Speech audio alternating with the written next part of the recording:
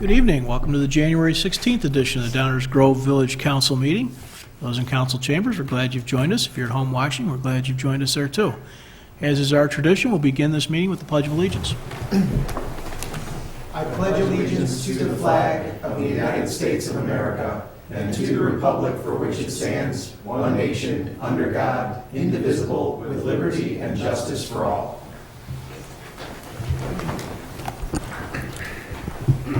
Rosa, would you please call the roll?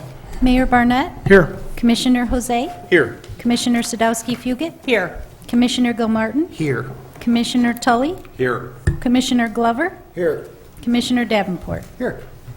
Welcome, everybody. Is there a motion concerning minutes of previous council meetings? Mayor, I move that the council adopt the January 9th, 2024 minutes as presented. Second. Any comments or questions on those minutes? All those in favor say aye. Aye. Opposed? Passed unanimously. Just like that, item 4 on our agenda tonight. This is the public comments portion of the meeting. It's the portion of the meeting where we take comments on items not on tonight's agenda. So if you're here with something to tell us that's not on tonight's agenda, please come on down to the podium.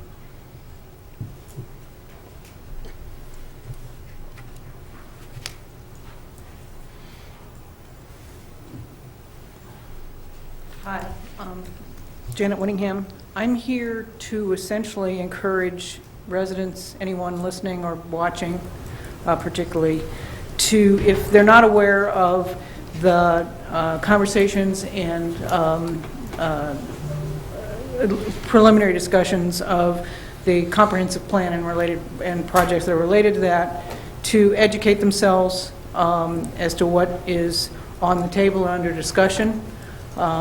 It is, I have, as you all know, profound concerns about the direction that this plan is taking in a number of the areas, and I don't like it. I had some support from a gentleman last week who doesn't like it, wouldn't want to live next to the configurations that you're proposing, and so maybe people will. Maybe I'm in the minority, I don't know. But I think it's important for residents to be educated and active and find out about what's going on in their community and what their village might look like in the future. So I'm encouraging people to find out. Thank you. Others? Okay, we will continue with our consent agenda. Is there a motion? Mayor, I move that the council adopt the consent agenda as presented. Second. All those in favor say aye. Aye. Opposed? That too passes unanimously. Item 6 on our agenda tonight is the first reading. This is a portion of the meeting where we begin to talk or continue to talk about items on which we do not plan to take official action this evening. With that, I'll hand it over to Manager Fieldman. For just one item tonight, Mayor, it has to do with Civic Center Lot 2, which is the property we are now sitting on. The village is in the process of redeveloping the Civic Center. As you know, we are constructing a new police station, village hall, and school district 58 administrative offices in one building just west of here. That means that the existing police station and the existing village hall, which we're sitting in, will be demolished, and that will leave room on this property for private redevelopment. And as you know, our financial plan for this project calls for the sale and redevelopment of that project, with those revenues helping to make the payments on the new building we're constructing. The village recently sought proposals for redevelopment of this property known as Lot 2. And just a few weeks ago, the village council selected LCI Development Partners as the preferred developer. And in the past few weeks, our staff team has worked with LCI Development Partners to negotiate the key terms of a redevelopment agreement, and that's what's in front of you tonight, is discussion of those key terms. I'll summarize just a couple of the key takeaways. First, the developer, Leopardo Construction, Inc., Development Partners, will purchase the property according to the terms that they submitted in their proposal, and they will adhere to all other terms of their development proposal that we reviewed a couple weeks ago.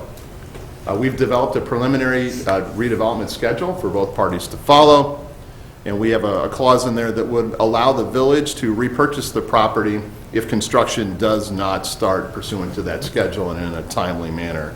It also says that the two parties will work together to address issues that we share in common, including the grading of the Civic Center site as we transition from a village property to developer's property, and to finish up addressing the environmental items that are required prior to project closeout. The complete terms are in the agenda packet. If you have any questions on any of those items, Enza and I are happy to answer any of those questions. And also, Justin Parr from LCI Development is here tonight if you have any questions for them. Thanks, Dave. Any comments or questions from the council? Martin? Question, thanks, Mayor. Question for staff. I understand the 90-day period if the developer does not begin construction within 90 days following the anticipated date contemplated in the agreement, which I believe is March 31st of 2025. There's an option the village can exercise for up to a 1-year period. The purchase price depends on the window in which that option is exercised. Question I have is, as we've done in some other agreements in the past, can we have something in here say, oh, construction has begun, but now we're 6 months into the project, and for whatever reason, it stalls for a longer period of time for various reasons. What are our remedies in that respect? We could take a look at that before we move forward on voting on the key terms. Yeah, I mean, I realize these are just key terms, but maybe something that would talk about, because it does happen sometimes. Yes. We anticipate some of those more specific items that will be further fleshed out in the redevelopment agreement itself. Obviously, Okay. we just put the key terms. Fair enough. Just want to raise it now. Sometimes that's a good key term to talk about even at this stage, even if it's not ironed out, put the I's and the T's later on, but appreciate you indicating that will be addressed so that we're covered if construction does begin, but say it stalls for an extended period of time, say 6 months in. Yeah, we can certainly explore it for next week and then further flesh it out furthermore in the redevelopment Great. agreement. Thank you. Others? I said one thing, Enza, it's probably the same type of venue as Martin's in terms of consideration and further detail. But we've had a series of conversations and planning, and of course the documents they provided as part of their bid. But when this thing goes forward, there's still an approval process, and there's still design guidelines, and we've seen in the past, things come up, right? Sure. Either from the public or from staff or from the council. And so I'd like some better clarity, maybe not tonight, but how that, where in this agreement are the sort of the boundaries on that? In other words, what types of things can cause them to say, well, then they're not doing it? That's an extreme example, but they've picked a price based on all the documents we all have so far, as we all have. But there's a lot still to be determined through that. So I'd just like to understand that better. Will do. There is a due diligence period that will allow the developer to get more certainty with the conditions of the land and the property and the zoning process, et cetera, and we're working hand in hand with them to create as much certainty to avoid those issues that you speak of, Mayor. But we'll happily get some more information on that for you. Thanks. Anybody from Leopardo want to say anything? You don't have to. All right. Mayor, just Martin, please. lest it not be said, obviously we all hope and expect everything's going to go swimmingly and there will be no issues, but having these things ironed out in agreement takes away those uncertainties down the road, but we all, of course, hope that they never come to pass. A lot like life insurance. Thank you, Mayor. Thank you. I think that's it. That's it for tonight's first reading, Mayor. Thank you. All right, I do not have a mayor's report, so we'll move on to council member reports. It's an opportunity for council members to report out on things going on in the community, other organizations or entities they're connected to, and things they think the public ought to know about. Mike, let's start with you. No report, Mayor. Thank you. Danny? No report, Mayor. Thank you. Leslie? No report, Mayor. Thank you. Martin? Thank you, Mayor. Just a quick clarification based on recent public comment. The discussion we've been having over the last months with respect to what I'll call the Fairview focus area is not equivalent to the update of the comprehensive plan. Those are two different things. We're about to go start talking about the beginning of the comprehensive plan update. So just to be sure that the Fairview discussions are not the comprehensive plan. The Fairview discussions we're having are actually inspired by the last comprehensive plan update that was done years ago. This is the update of the current comprehensive plan that, yes, will encompass the entire village, including Fairview, but the Fairview discussions are related but not the same thing. Thank you. That's all I had. Chris? Just thank you to Public Works and all their hard work during the snowfall. Roads were great, and just really appreciate all the hard work. We know that's a 24/7, and cold temperatures probably didn't make it any easier, so just a thank you. That's it, Mayor. Greg? I'll just echo that, thank you. That's all I got. Thanks, Mayor. All right. Our manager's report tonight, we're going to move in just a few minutes over to the committee room to start on some of this comprehensive plan, at least some introductory things. But I think before that, Mike or Dave might have something for us. We each have a couple things. I'll build on Commissioner Gilmartin's comments and water main break responses and a fire response and a couple of challenging police responses. Everybody on our team out in the field for the last several days has done just an absolutely tremendous job, so thanks for sharing that. Real quick, we'll keep with our practice of providing monthly updates on the council's priority action items. Council has seen this Gantt chart before. It shows the several priority action items that we're currently working on. Those are highlighted with the yellow bar. Those are the ones that are currently underway as we are in Q1 of 2024. Not much has changed since our last update. I'll highlight a couple things. One is we did complete the Ogden TIF District extension with the council approving that ordinance just a few weeks ago. So we'll continue to work with the EDC on bringing us redevelopment projects that generate sales tax and food and beverage tax. We have a little bit more time to do that now. Also, we make great progress on the lead service line replacement plan, which remains on schedule. We have received over 1,900 responses now to the 3,500 or so notices we sent out. Just over 700 of those lines have preliminarily been identified as potentially lead. And so we're moving towards a preliminary lead service replacement line plan coming to the council in February or March. So that project is going along well. Meadowbrook continues to be a little bit behind schedule. We continue to work with that developer on that project. Hopefully that will turn to green shortly. Starting with this month's report, we are now showing all of the comprehensive plan and related projects as separate line items. Right now they are all green, and as you know, the council has been working diligently on implementation of the existing comprehensive plan as it applies to the Fairview focus area. That will continue next month as well.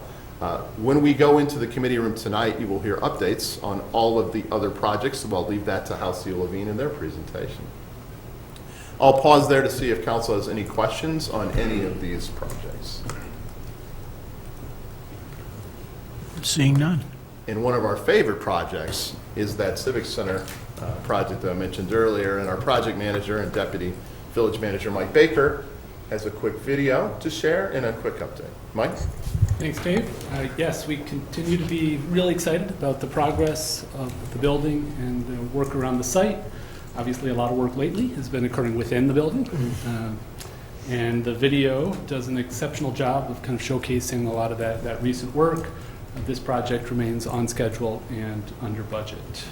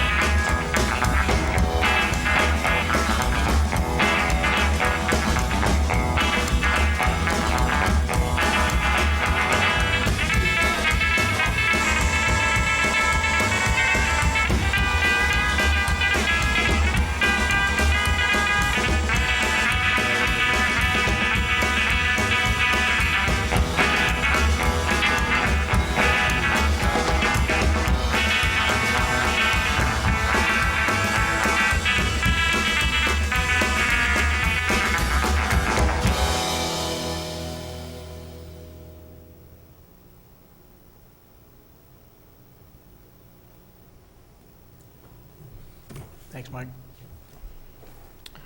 All right. For now, that is our report, but then we'll pick it up again in a little bit. We're going to take a little break. We've been doing this, and we will continue to do this for a while. We've got quite a bit of comprehensive planning-related stuff going on, and to do that, we feel like we have a little better conversations when we're sitting a little differently. So we're going to move over to the committee room after about a 5-minute break, and we hope you all join us.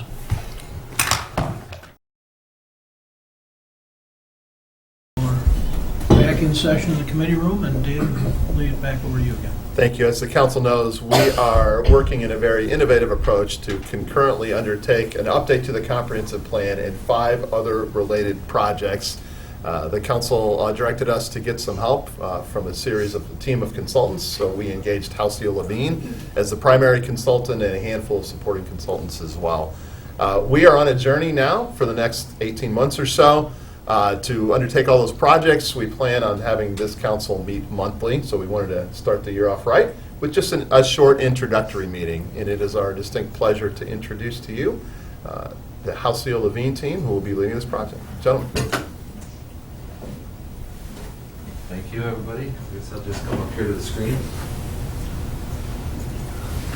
Hello, everyone. My name is Josh Coates. I'm with Halcyon Levine. I'm practice lead with Halcyon Levine, and I'll be the project manager for this project. So thank you all for having us tonight. And I'm also here with Nick Davis, who I think several of you already know. But excited to have this opportunity to give you a little bit of a preview to the project and just start to get thinking about this really important project for the village. So quick agenda.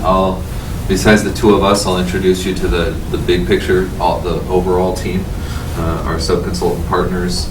I want to touch on the council's project goals and how they sort of dovetail with what a comprehensive plan is and what it should do for the village and the subsequent plans as well.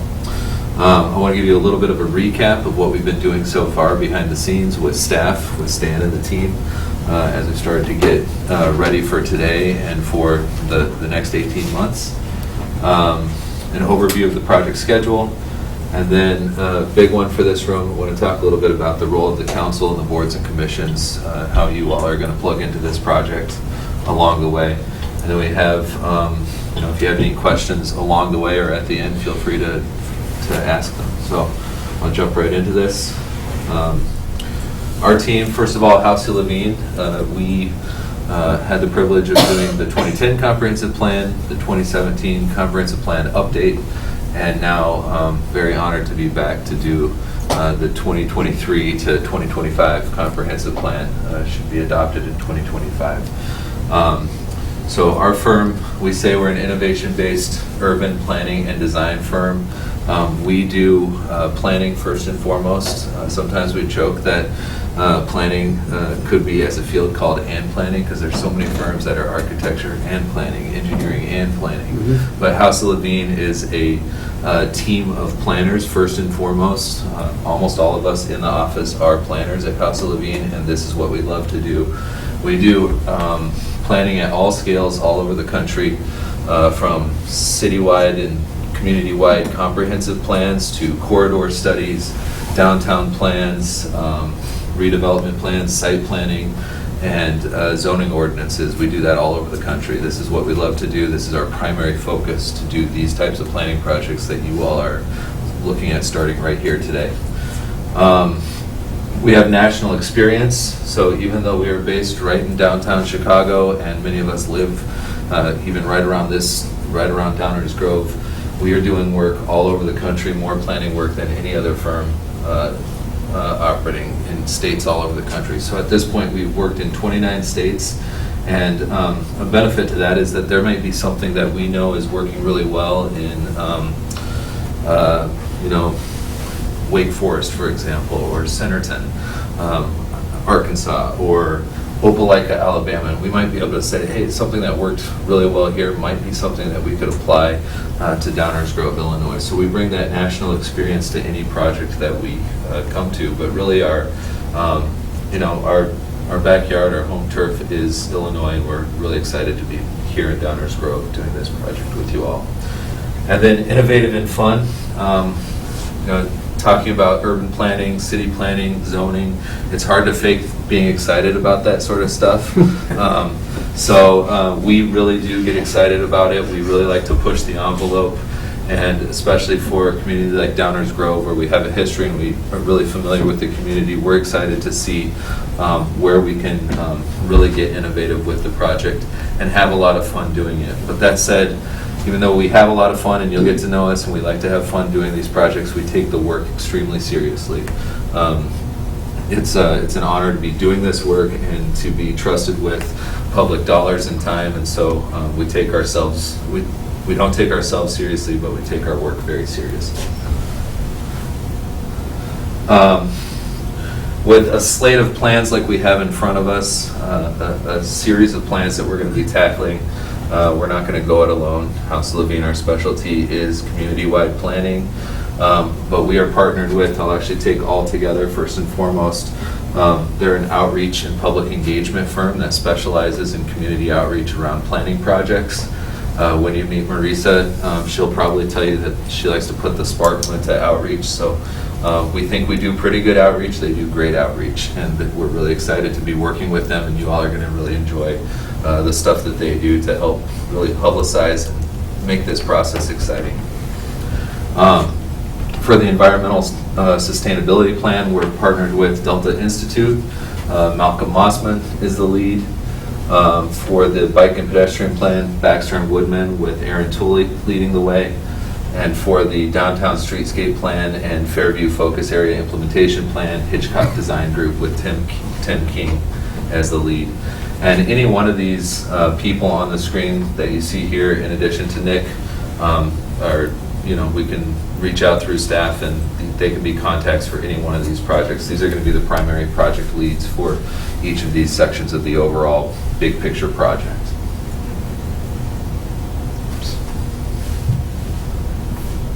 There we go. So project goals. One of the things that we saw in the RFP that we really liked when we were answering the RFP is that council prepared these 4 project goals. And they really outline what we're going to be trying to do as we go through this process. So substantially complete or advance all 5 projects by May 2025. Prepare an updated, modern, best practice-based comprehensive plan.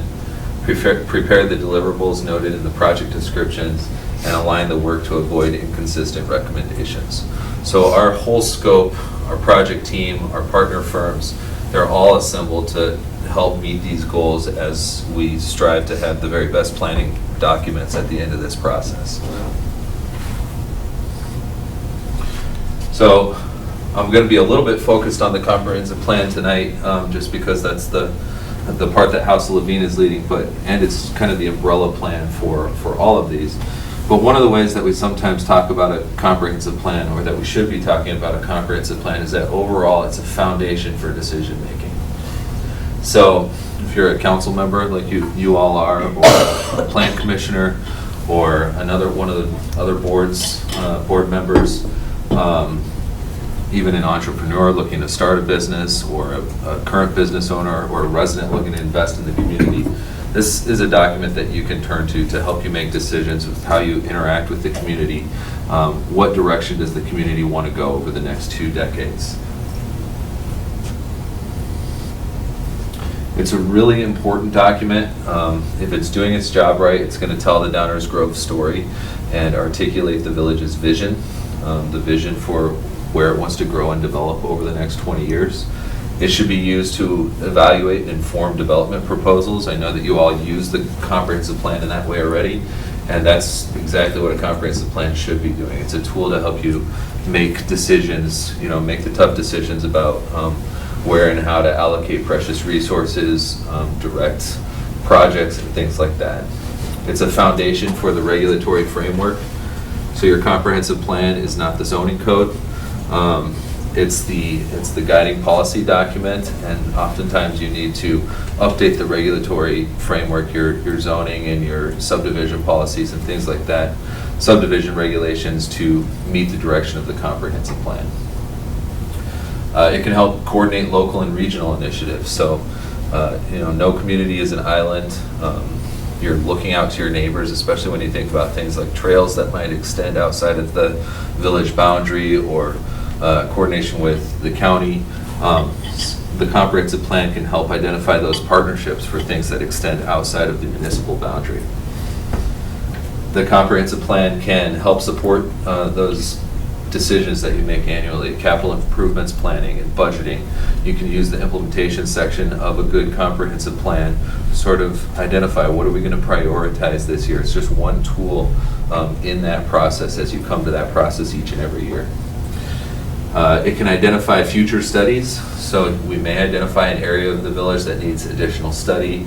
We're doing a little bit of that as part of this process with the streetscape plan and the more detailed corridor planning. And then overall, like I said, that entrepreneur, that business owner, that homeowner, or home buyer, it can inform and educate the whole community. We really believe at House of Levine, and just as planners as a profession, we're moving more toward concise, straightforward, direct, plain English plans that anybody can pick up and read, available on a website so that nobody has to go and flip through a hard copy anymore. Anybody should be able to pick up this document and understand the direction for land use growth and development that the village wants to go over the next 20 years. This should be that document for anybody, and it should be readily available. And trickling down to the other plans, those should all sort of fit under that overall umbrella of the comprehensive plan and help achieve some of these same important bullets here. So what you can expect as we try to work toward that comprehensive plan and those subsequent plans: a values-driven plan that meets the village's goals for diversity, equity, and inclusion, sustainability. It's going to be a forward-thinking document. It's going to carry forward those modern best practices where the House of Levine has a lot of experience across the country working toward. It can help the village align its capital improvement planning with the broader overall community-wide planning, and it can set the stage for those other plans.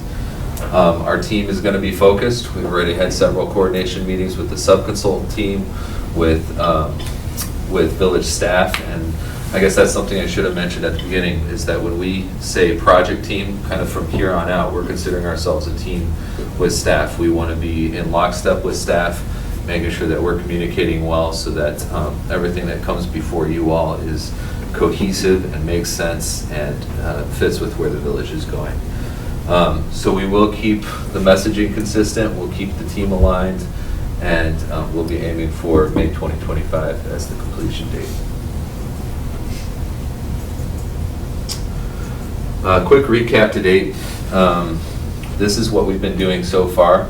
We held a virtual project team kickoff with the overall team, introductions with the sub-consultants and all those folks that you saw on that project team slide.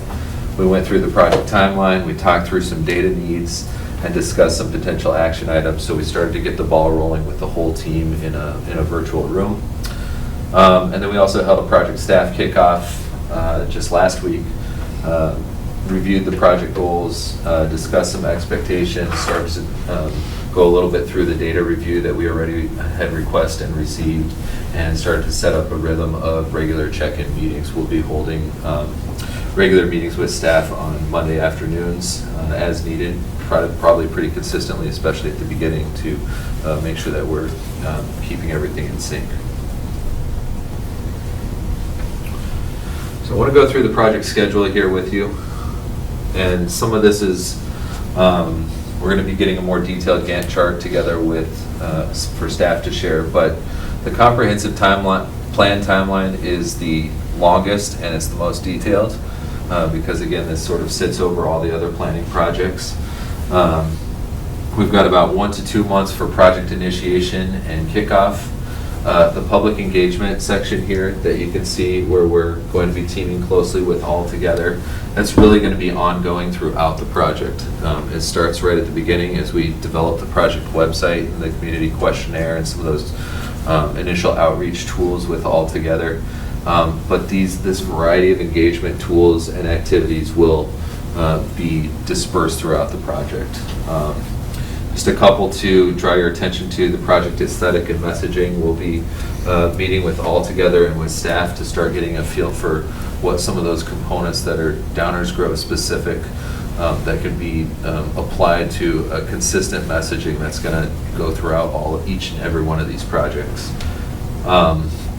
We have a program of pop-up events, a series of workshops, do-it-yourself workshop kits that anybody will be able to conduct a workshop just like we do. There's no real magic to the simple issues and opportunities workshop that we do, and we want to have a lot of participation, whether it's with a church group or a homeowners group, neighborhood group. If people can't make it out, in a nutshell, if people can't make it out to one of the big in-person events, we want to have a lot of opportunities for them to get the same feedback to us in other ways.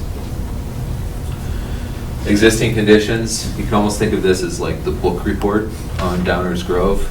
A lot has changed since 2017, since your previous comprehensive plan update, so we will sort of leave no stone unturned. We're going to be reviewing your past plan studies and reports.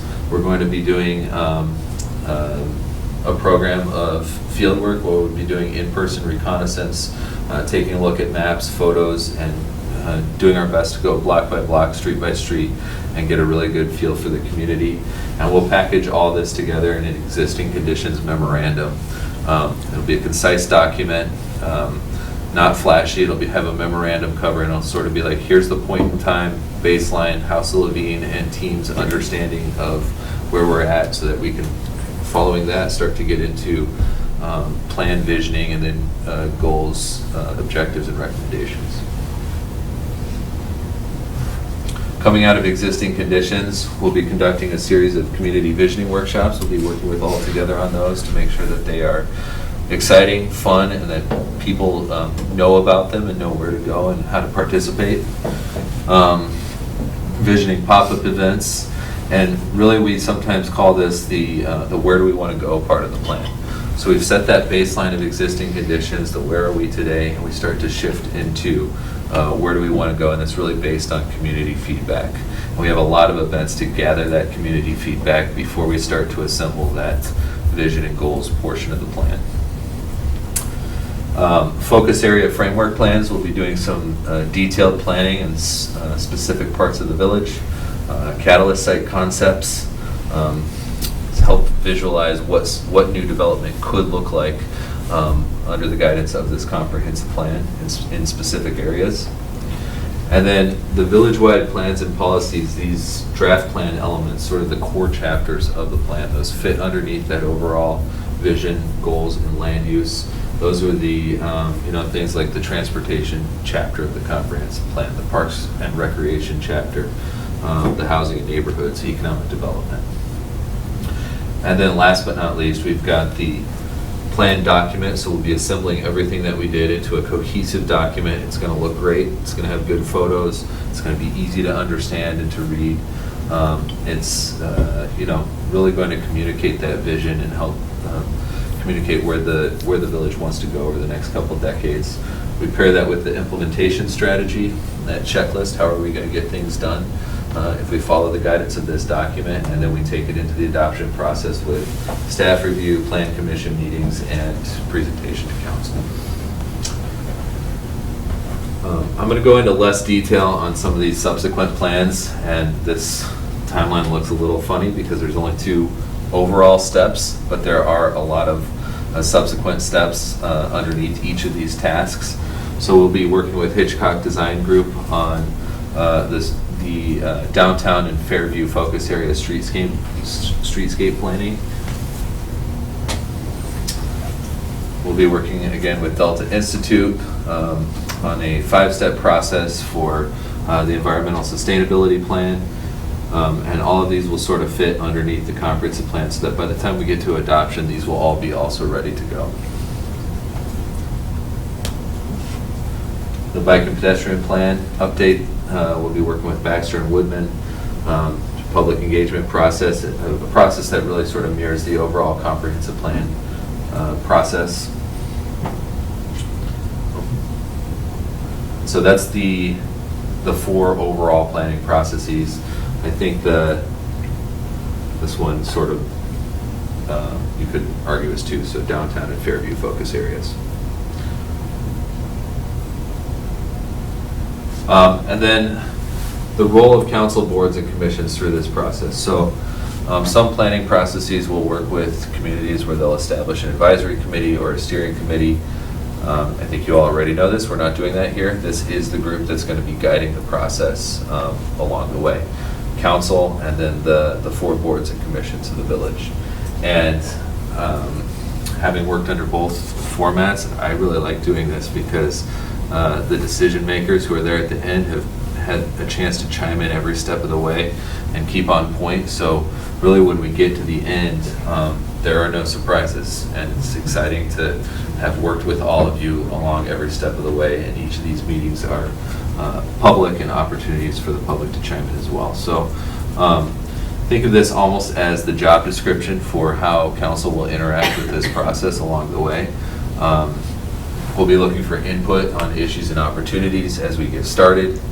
We'll be looking for you to act as a sounding board for the overall community. There's a lot of opportunities for community participation, but we'll be seeking your input at each step of each one of these processes. Attend community events and open house meetings. So when we get to those community visioning workshops and the kickoff meetings that are community-wide, it'd be great to participate and come out and support the process in that way. Provide feedback to us throughout the planning process. That's what we're here for. We want the unfiltered feedback on how things are looking. We want to make sure at the end of the day that this really is the right document for the village. And then you'll be reviewing key plan elements, draft elements as we go along. And again, providing a public face to the planning process, demonstrating the commitment of the village to seek community input.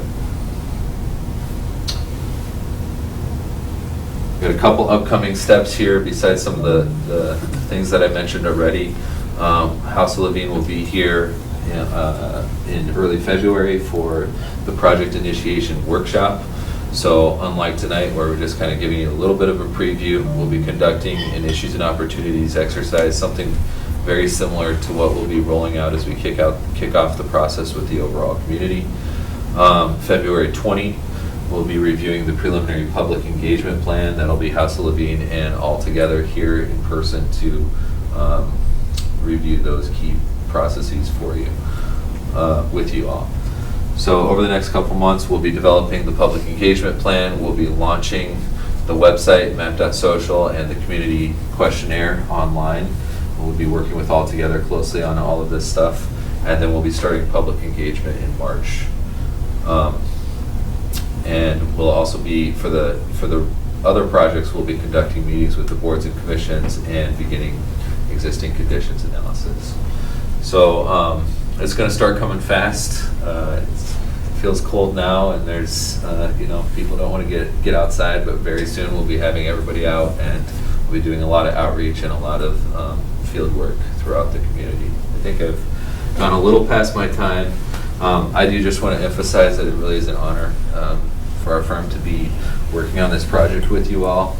And the goal at the end of the day is that this is the village's document. It's not a House of Levine document or a staff document, but it's really a document that reflects the community feedback that we hear over the next 18 months. And that's our end goal, is that this is a document that reflects the community. So thanks for having us. And if there's any questions, I'm happy to take them.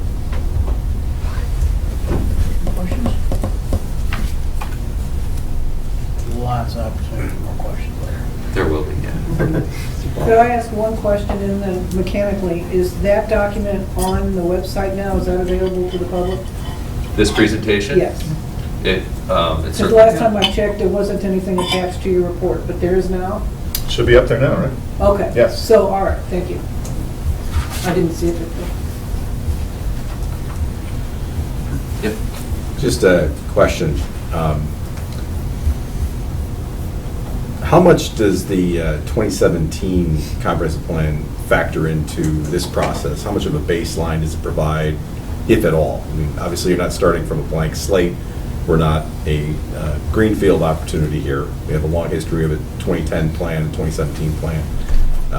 Each of those manifests an evolution of a lot of different things.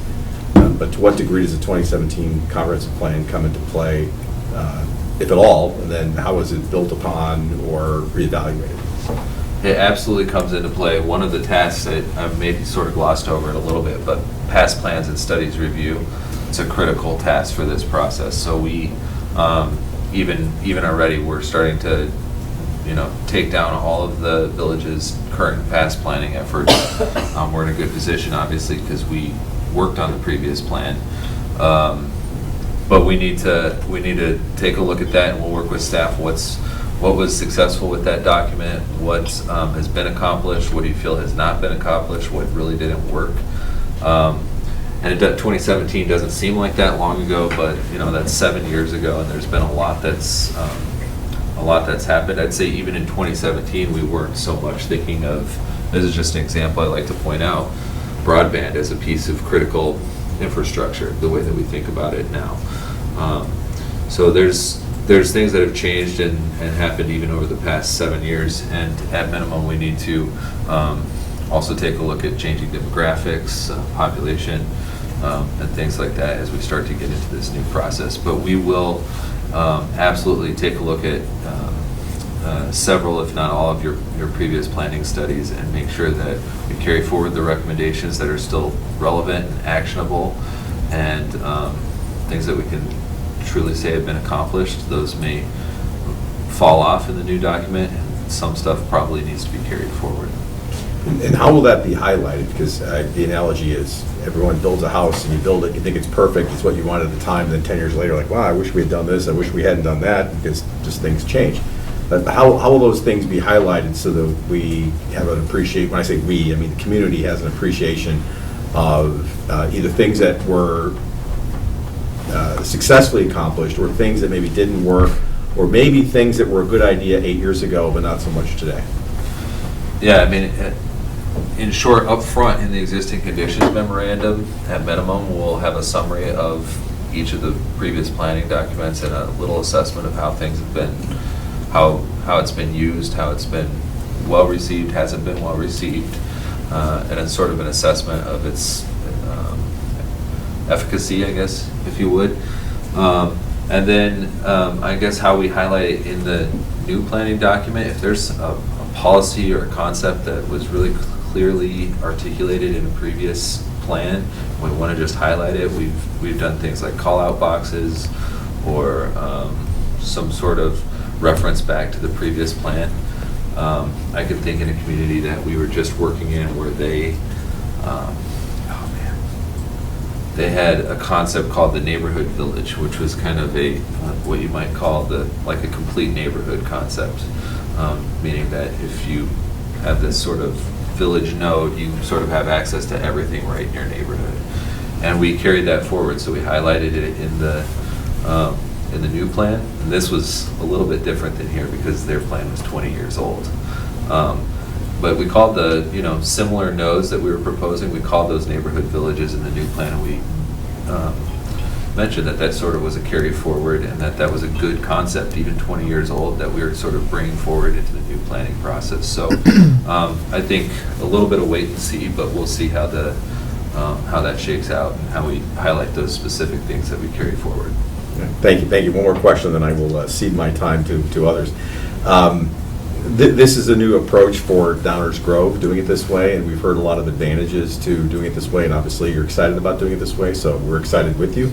But even the best approaches have some downsides. So the question I have is, what are the things that you've seen where this model of comprehensive planning, where the council basically serves as the ad hoc committee, what are the downsides to that we should be aware of and make sure that we avoid or minimize those downsides? Yeah, based on your experience. Can't all be perfect. Yeah, that's true. I might see if Nick wants to weigh in on this one, but I will say that there is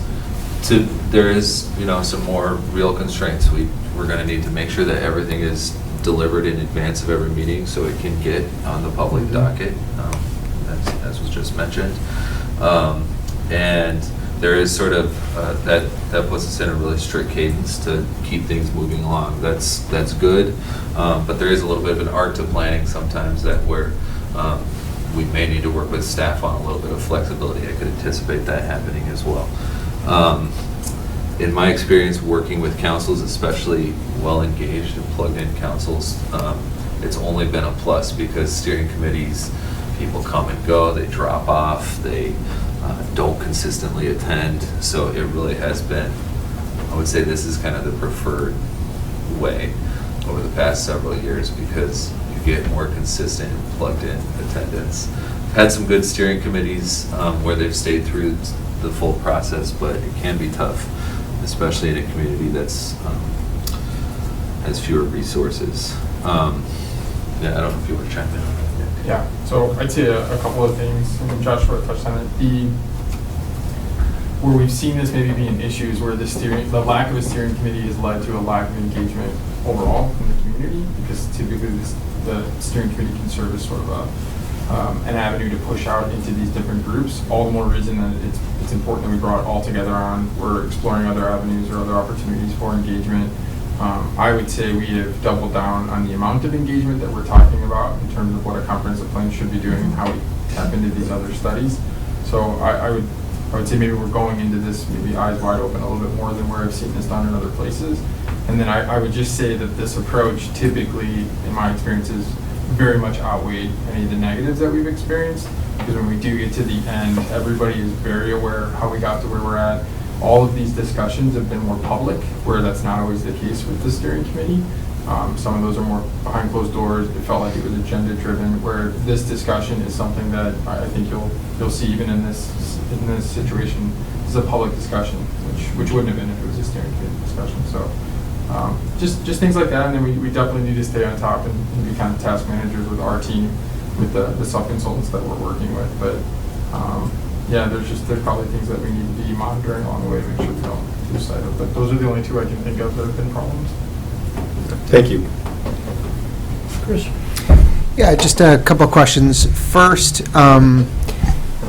in preparation for these upcoming meetings and subsequent meetings that happen, do you anticipate that you'll be sending information or posting information, I guess, in advance so that we come, with some background as we're stepping into these? Or maybe it depends on the type of meeting, but typically as we're coming into our council meetings, we're sort of getting briefs and we have a call with the village manager to get sort of up to speed on things. So when we're actually discussing it, we sort of have a level of understanding of the topic at hand or what's expected of us. And I'm just curious how that might or may not happen with this process.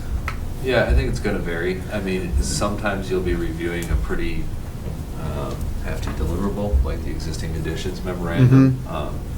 That's probably going to be a longer discussion, and you're definitely going to want to have the chance to review it beforehand. Yeah.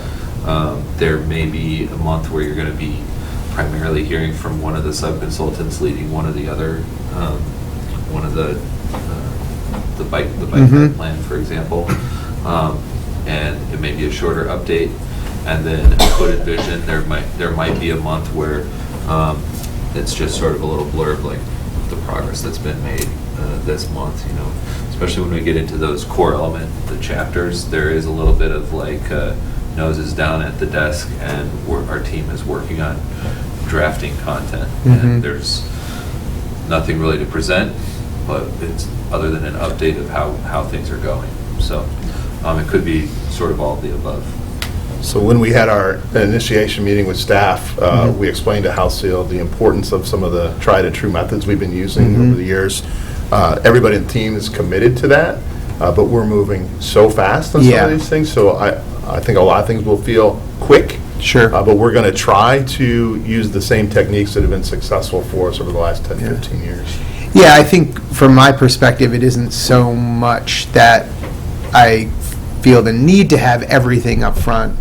It's just in the expectation of me and us in this role, I just want to make sure we're as prepared as we need to be. And if it's a kick-around session or a idea brainstorming, fine, I get that. But if it's more of these are concepts we want to flesh out or think about, we just want to make sure that we're as up to speed on this stuff as we can be. And then the other question I had is, in kind of looking at our 4 plans or our kind of idea, this umbrella with these 4 plans, how does that compare to maybe some of your recent work that you've done in terms of some of the concepts we're looking to achieve in terms of how it may be with some of your other previous or current work that you're doing? And from the context of, is this what other towns and cities and villages are focused on as well? Are there pieces that we're stepping ahead, or pieces that, and maybe this is a broader conversation, but that maybe we are not looking at and should be? That's a big question, maybe. Yeah. That's a big question. I might turn part of it over Yeah, to Nick. I mean, yeah. I will say that, you know, you want your plans to talk to each other. Yeah. And I mean, not all communities can do them all at once, and then, you know, maybe you do a comprehensive plan, then a few years down the line, you do your bike ped plan, and it's naturally going to have some new stuff that, you know, doesn't fit Yeah. cohesively with the comprehensive plan. So I think this is a great way to do Mhm. it. It's going to help that connection across all the planning documents, and I think it's going to make for a really strong set of plans for the next couple of decades. Yeah, and if I recall, you're starting a Parks and Rec plan as well, right? Not you, but the Park districts. districts. Yeah.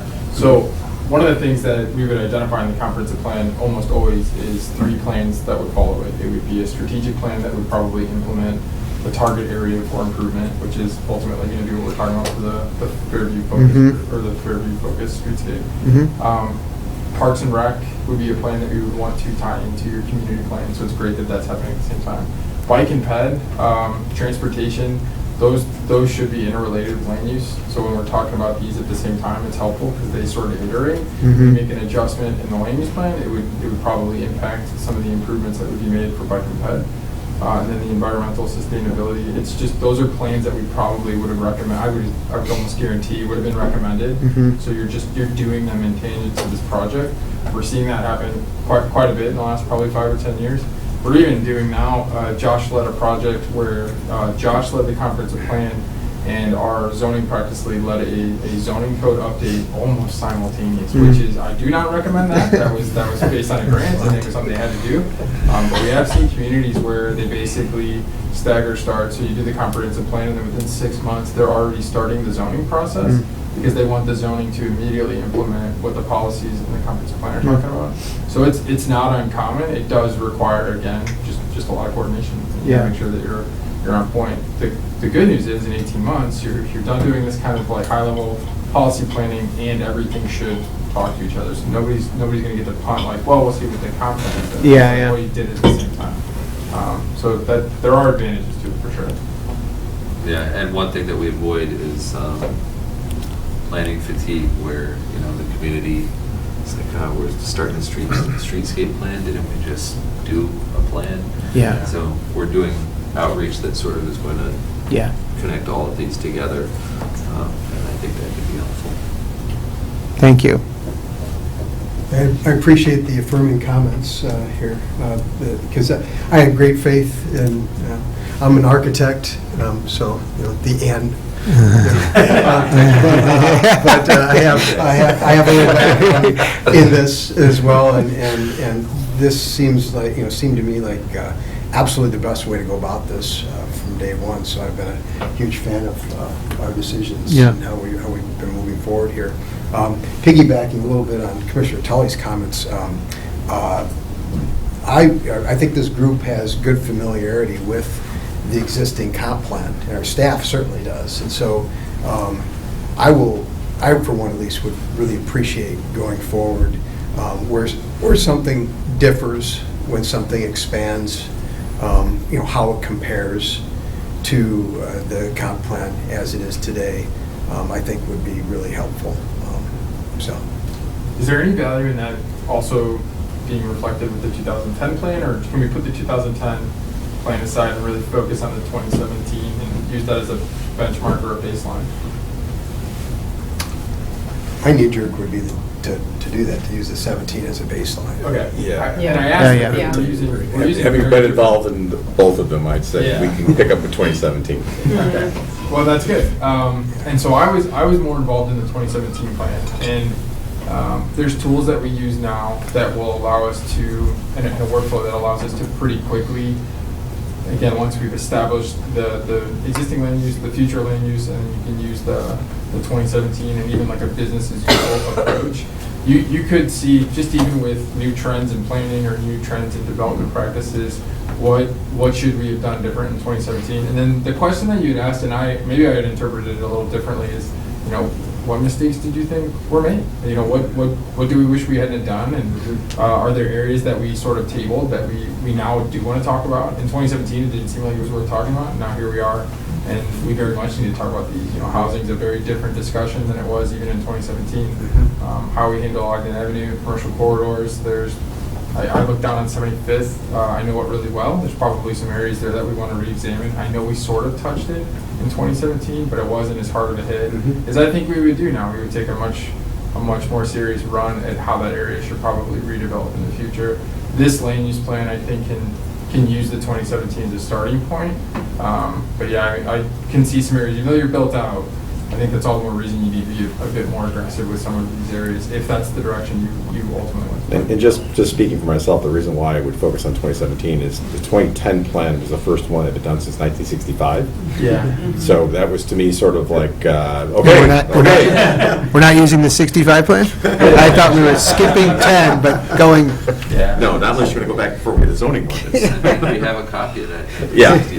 So I think 2010 was, oh my goodness, one hasn't been done since 1965, let's get one done. That was a huge accomplishment, but then it was, all right. So the questions that you're asking now, I think, was more appropriate asked in 2017, because we had just done it once, really, in a long, long time, whereas 2017 was, we did it, now it's 7 years, we're getting on this cadence of updating it. Yeah. So I think, just speaking for myself, I think 2017 is a better reflection, because 2010 was sort of, okay, we got it done. Yeah, that's great. I mean, that's a good. Yeah.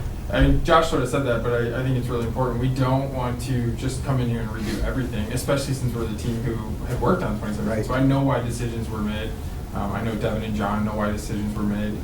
So it is helpful to know there's a starting point. But again, there are, in the last 7 years, things have changed. So I do think there's some areas that we might want to give it a harder look that we didn't then. And then there's some where it's like, this is working.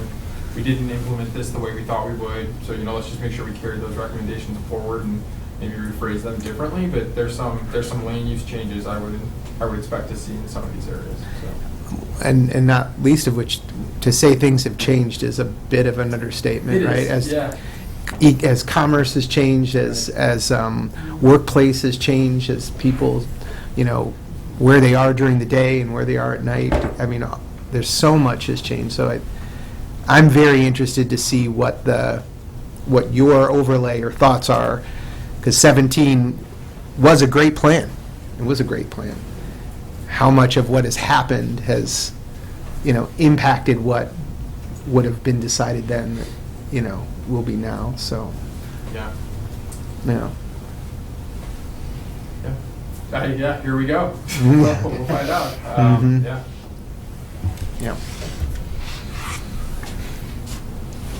Anything else? This is one other thing to add. This is probably more for Dave and staff.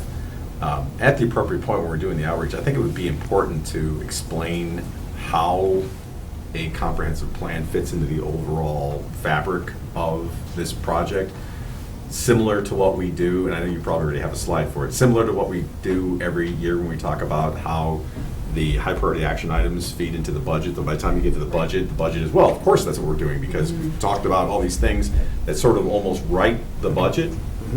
In many respects, it's exactly why the comprehensive plan that leads to these other things, everything kind of flows for it. It's almost like the mission statement for an organization allows strategic planning, and strategic planning allows tactical decisions, and then gets down to the day-to-day.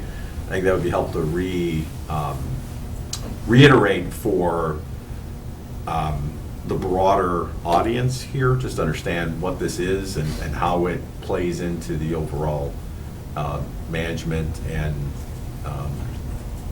progress of the community.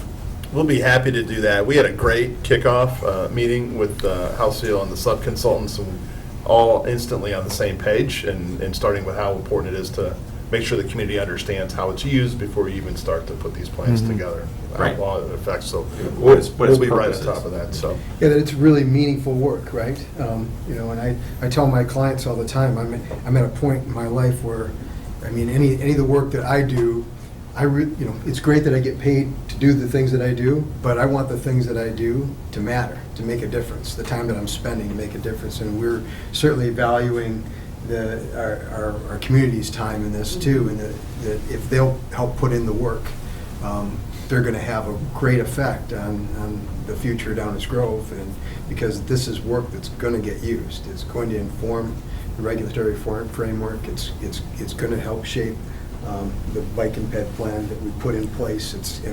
This is stuff that's important, and we're not just planning for fun. So No planning for planning. right. Planning for Well, planning's sake. you've made that, as a village, you've made that job easier for us too, because you've implemented your previous plans, where not all communities can say that. So when we say that this isn't just a plan for planning's sake, we can point to success stories from 2010, 2017, so they know that this process has value and that the village is using this as a tool properly, which is, there's not, again, not a lot of communities can say that. It's hard to implement, so that's great. Right. And just a reminder that a lot of our ordinance say that the factors the council shall consider shall include consistency with the comprehensive plan. Yeah.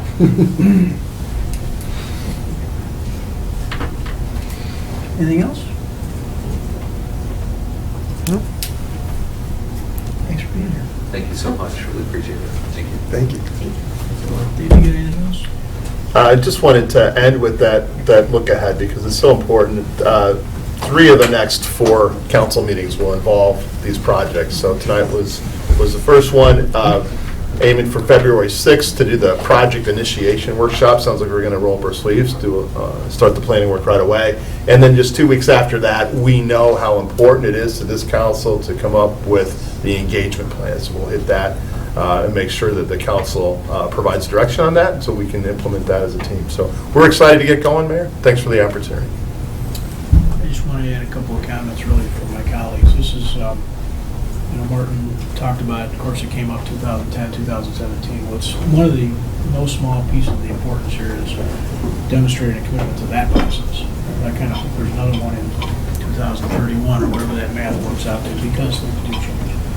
And committing to that process is part of what this group is really doing. There's certainly the plan, what comes out of it, but making sort of a cultural and organizational and systemic commitment to the fact that a plan doesn't sit on a shelf for 35 years or whatever it did last time is important to the community. The other thing is I'm excited about this thing. This is excited about, I can tell.